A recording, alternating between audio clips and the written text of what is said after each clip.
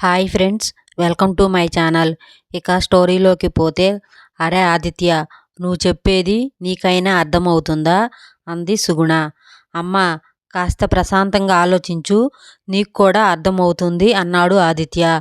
నాకు అర్థమవడం ఏంటిరా, నీ స్నేహితులు ఎవరికైనా చెప్పు, నవ్విపోతారు చిరాకుగా అంది. ఇందులో నవ్వడానికి ఏముంది, ఇది మన ఇంటి పరిస్థితి. అయితే మాత్రం ఇలాంటి నిర్ణయమా? శక్తికి మించిన శ్రమ కూడా ఒంటికి మంచిది కాదు. నా పిల్లలతో పాటు నిన్ను కూడా జాగ్రత్తగా చూసుకోవాల్సిన బాధ్యత నాదే కదా. చిన్నపిల్లలకు చెప్పినట్టుగా అనునయంగా చెప్పాడు. ఏమోరా, నా మనసు ఎంతమాత్రం అంగీకరించడం లేదు. ఇంకా వాదించకుండా చిన్నగా నవ్వి అక్కడి నుంచి లేచి వెళ్ళిపోయాడు ఆదిత్య. ఆదిత్య, గాయత్రిలకు ఇద్దరు పిల్లలు. పెళ్లికి ముందు గాయత్రి ఉద్యోగం చేసేది. పెళ్లి తర్వాత ఇద్దరు పిల్లలు వెంట వెంటనే కలగడం, అత్తయ్య సుగుణ ఊళ్ళో ఉండటంతో పిల్లలను చూసేవారు లేక ఉద్యోగం మానేయాల్సి వచ్చింది. పిల్లల ఆలనా పాలన చూసుకుంటూనే కొత్త కొత్త కంప్యూటర్ కోర్సులు చేస్తూ తనను తాను అప్డేట్ చేసుకుంది. అనారోగ్య కారణంగా ఊళ్ళో ఒక్కతి ఉండలేక కొడుకు ఇంటికి చేరింది సుగుణ. ఒకరోజు సాయంత్రం ఆదిత్య ఆఫీస్ నుంచి వచ్చాక అత్తగారు సుగుణ, ఆదిత్య, గాయత్రి కబుర్లు చెప్పుకుంటూ టీ తాగుతున్నారు. అప్పుడు ఒక ఆలోచన వచ్చింది. చెప్పనా అంది గాయత్రి. దానికేంటి పర్మిషన్, శుభ్రంగా కక్కేయ్ నవ్వుతూ అన్నాడు. పో, అది అలా అయితే చెప్పను చిరు కోపంగా అంది. ఓకే ఓకే, సరే చెప్పు.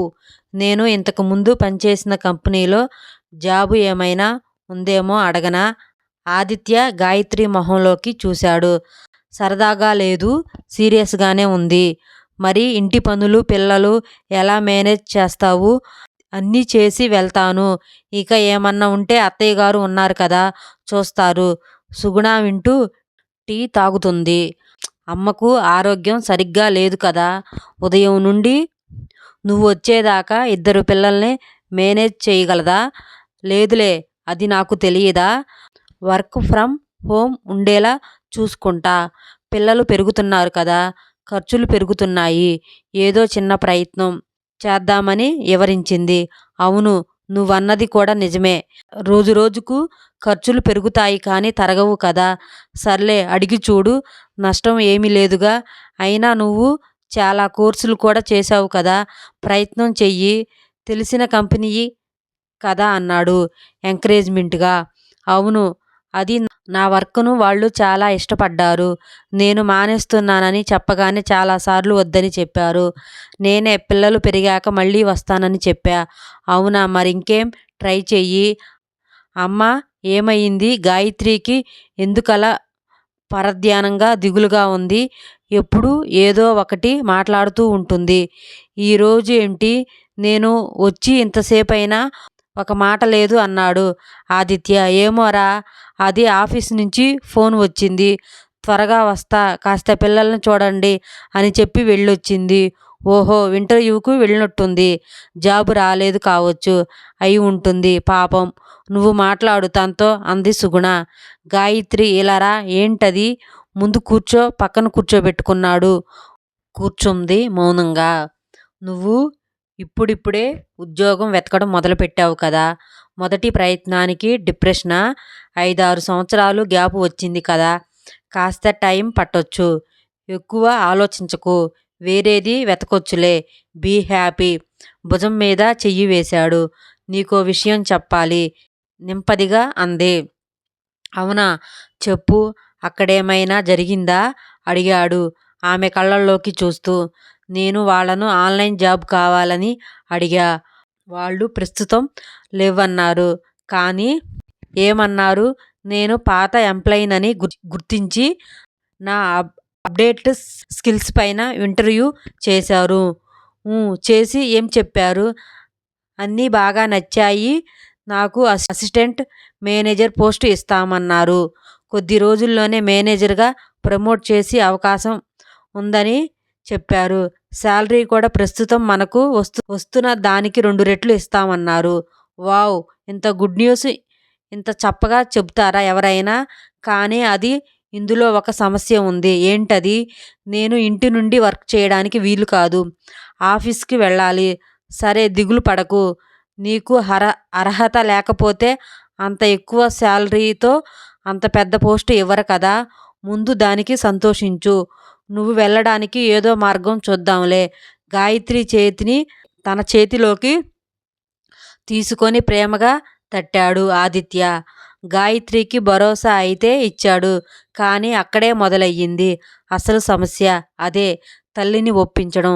చిన్నవాడిని పడుకోబెట్టి పెద్దవాడిని తీసుకురావడానికి స్కూల్కి వెళ్ళింది గాయత్రి. ఏరా ఏం నిర్ణయించుకున్నారు? అడిగింది సుగుణ. కొడుకుని అమ్మా ఇలారా అని చైర్లో కూర్చోబెట్టి ఆమెకు ఎదురుగా కాళ్ళ దగ్గర కింద కూర్చున్నాడు ఆదిత్య. అమ్మా మనం కొన్ని వాస్తవాలు మాట్లాడుకుందాం. పోరా ఏదో సోది చెప్తావు. అది కాదమ్మా విను ముందు. నాన్న పోవడంతో ఆర్థిక పరిస్థితి బాగలేక నేను ఎక్కువ చదవకుండానే దొరికిన ఈ ఉద్యోగం చెయ్యవలసి వచ్చింది. ఏదో ఒకటి చేస్తున్నావు కదా. చేస్తున్నాలే. కానీ గాయత్రి నాకంటే ఎక్కువ చదువుకుంది. సమర్థత కూడా నాకంటే ఎక్కువే. అందుకే ఇప్పుడు నాకంటే 2 రెట్ల జీతంతో ఉద్యోగం వచ్చింది. అయితే నువ్వు ఉద్యోగం మానేసి పిల్లల్ని చూస్తూ కోడలని ఉద్యోగానికి పంపుతానంటావా? అంతేనా? అదే కదా మొన్నటి నుండి చెబుతుంది. ఏం మాట్లాడకుండా మౌనంగా కూర్చుంది సుగుణ. అమ్మ వెనకటి రోజుల్లో మగవాళ్ళు చదువుకొని ఉద్యోగం చేస్తే ఆడవాళ్ళు ఇంటి పట్టు నుండి వంట వారు చేసేవారు. కానీ కాలం మారిందమ్మా. ఇప్పుడు ఆడ మగ తేడా లేకుండా అందరూ చదువుకుంటున్నారు. ఉద్యోగం చేస్తూ సంపాదిస్తున్నారు. పరిస్థితులకు అవసరాలకు అనుగుణంగా మనం కూడా మారాలి. నేను ఎంత ప్రయత్నం చేసినా గాయత్రి ఎంత సంపాదించలేను. అయినా కుటుంబ అవసరాలు దృష్ట్యా ఉద్యోగం చెయ్యొద్దు అంటే గాయత్రి మానేస్తుంది. ఇంతకుముందు కూడా మానేసింది కదా. కానీ నువ్వే చెప్పమ్మా. ఏమాత్రం ప్రతిభ లేని నేను ఉద్యోగం చేయడం, ఎంతో ప్రతిభ ఉన్న గాయత్రిని ఇంట్లో కూర్చోబెట్టడం న్యాయమా? నువ్వే ఆలోచించు. పరిస్థితులను అర్థం చేసుకోవడానికి ప్రయత్నిస్తున్నట్లుగా ముఖంలో భావాలు మారుతున్నాయి సుగుణలో. గాయత్రి నా భార్య అమ్మా. ఈ ఇంటి ఇల్లాలు. తను ఎవరి కోసం సంపాదిస్తుంది? మన కోసమే కదా. మనం ఆర్థికంగా ఇంకాస్త నిలదొక్కుకోవడానికి కదా. సుగుణ ఏమి మాట్లాడలేదు. అమ్మా నువ్వు కంగారు పడకు. నేను ఎప్పటికీ ఇలా ఇంట్లోనే కూర్చుంటానేమో అని.